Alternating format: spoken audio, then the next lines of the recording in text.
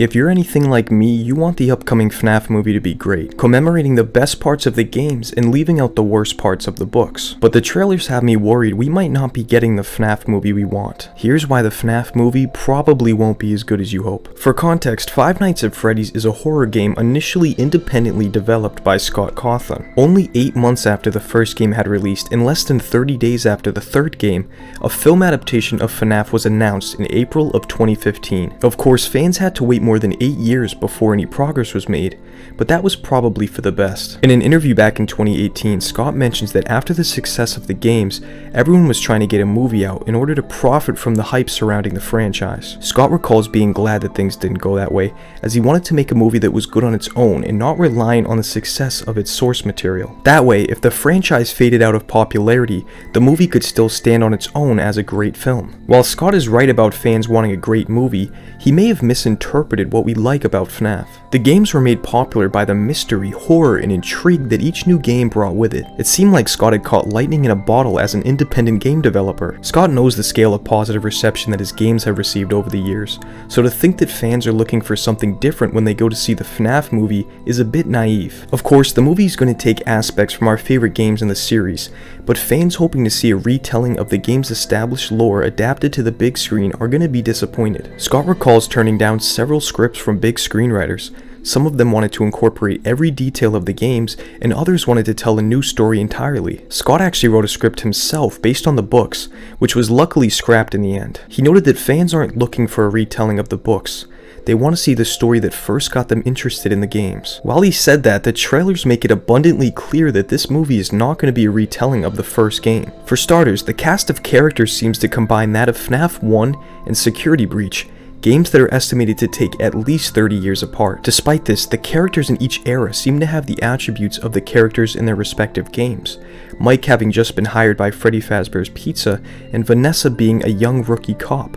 The main character, Mike Smith, also has a young sister who accompanies him through most of his time at Freddy Fazbear's Pizza, something we never see in the games. In fact, Abby Smith is a completely original character. It's unclear if her role in the movie will be important to the lore we know from the games, but it's very likely that she's a new character aiding in telling a completely new story based around the characters we know from the games. This is frustrating because we'll likely be introduced to new information about Mike Smith, Vanessa, and William Afton that is not necessarily true to the game's lore. Similarly, when the FNAF novels came out, fans were unsure if their stories were canon in the game's timeline, simply reminiscent of the game's story, or completely separate. I fear that the same will happen with the movie, with people trying to use FNAF movie aspects as evidence to solve FNAF lore. Another thing I fear is that the animatronics are being made too kid-friendly. Surprisingly, a lot of FNAF fans are kids, even though the games can be unsettling even for adults. This means that FNAF's horror has never limited its audience in game format, but it's becoming evident that the movie is a different case. My guess is, in trying to cater to young and adult audiences,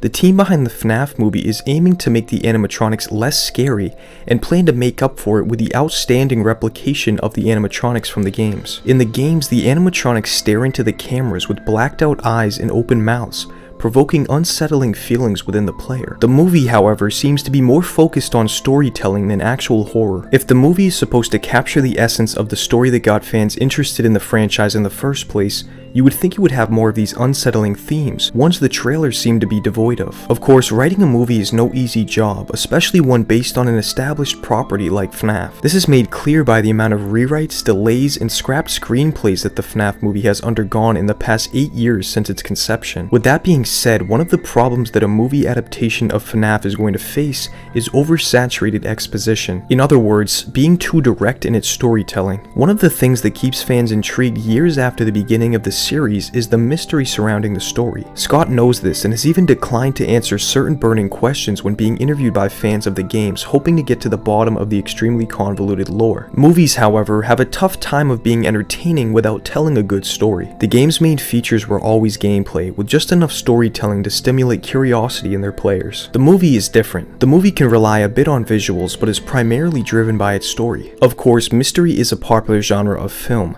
but it seems like the FNAF movie is looking attempting to outline most of the story to its viewers, at least in a way more explicit than in the games. Something I always disliked about movie adaptations of pre-established property is when they change the genre. For example, I've always been a big fan of superhero movies, The Dark Knight, The Batman, Captain America, The Avengers. So when Marvel started making all of their movies comedies, it didn't resonate well with me. As the trailer builds up to a climax, most of the scenes that follow are either a gag or goofy horror.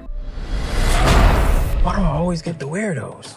If the FNAF movie turns out to be a comedy, I can already guarantee I'm not going to enjoy it. There are some things I'm excited to see in the FNAF movie, and I hope that they're done right. Seeing Springtrap in the second trailer was such a great surprise, and I'm so glad that they gave him away as early as they did. I feel like the hype is so much higher now than it would have been if he wasn't confirmed, and we saw him for the first time in theaters. Now I can follow Steve Raglan's plot knowing what he's planning, and still not knowing why, which is just as great a mystery. I catch myself smiling every time I see Matthew Lillard on screen. I think he's going to do a great job as the unsuspecting, creepy career counselor and perhaps ex-security guard William Afton. Although the games don't tell us much about William, Lillard is absolutely nailing the unsettling, eccentric character he's playing. Of course, Scott is behind the movie, so we can have faith that he's going to steer the film in the right direction, honoring the property that he knows so many fans hold dear. For now, I plan to see the FNAF movie as soon as it's available, and I'm certainly excited for parts of it. Overall, I hope to leave the theater happy and pleased with the way the game was adapted. Regardless, this movie is going to be a must-see.